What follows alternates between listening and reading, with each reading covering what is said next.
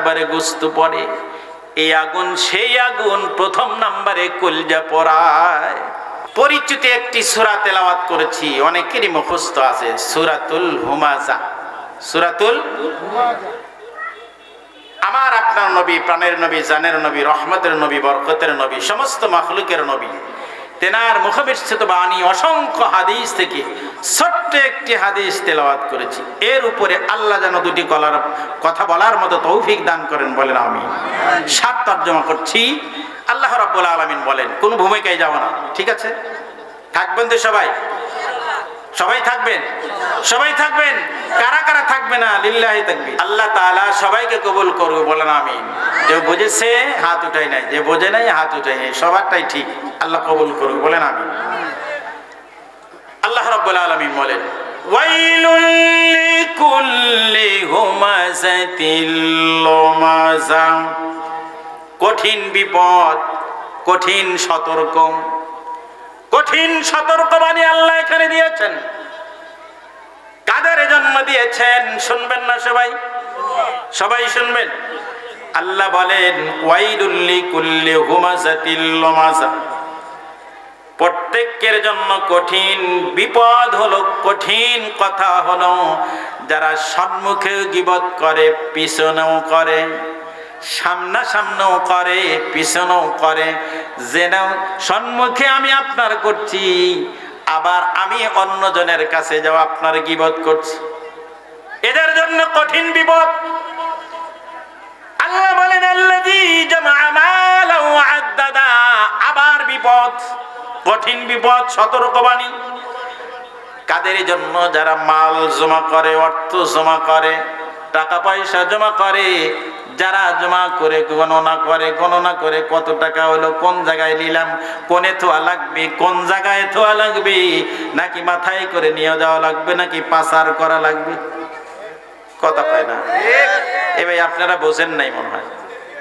আপনারা কি বোঝেন সবাই? তাহলে উত্তর পাইলাম না মন মতো। আমার কথা বলছি, কথা পায় না। আমার কথা বলছি, কার কথা? জোরে বলেন, কার কথা? এই আমার সাথে ওয়াজ করতে হলে আপনারা ওয়াজ করায় নিতে হবে। কথা কবেন না, ওয়াজ বন্ধ।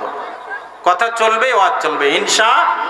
জোরে বলেন ইনশাআল্লাহ। এই পাশে যুবকেরা আছে, তোমাদের কণ্ঠ তো বীরের কণ্ঠ, তোমরাই তো সমাজের কল্যাণময় মানুষ, ইসলামের কর্ণধার তোমরাই। যুবক দিয়ে ইসলাম কায়েম হয়েছে। এক ওমর একাই সেদিন আল্লাহ রাব্বুল আলামিনের নবীর সাথে আল্লাহর তাকবীর দিয়ে, ধ্বনি দিয়ে ইসলাম প্রথম প্রকাশ করেছে। এক ওমর, জোরে বলেন লিল্লাহি তাকবীর, আর জোরে বলেন লিল্লাহি তাকবীর।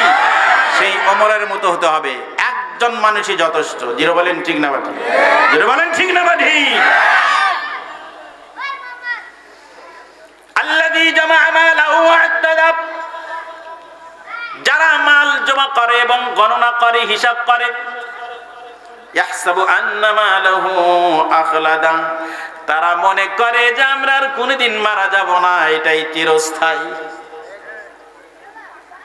বুঝতেছেন তো?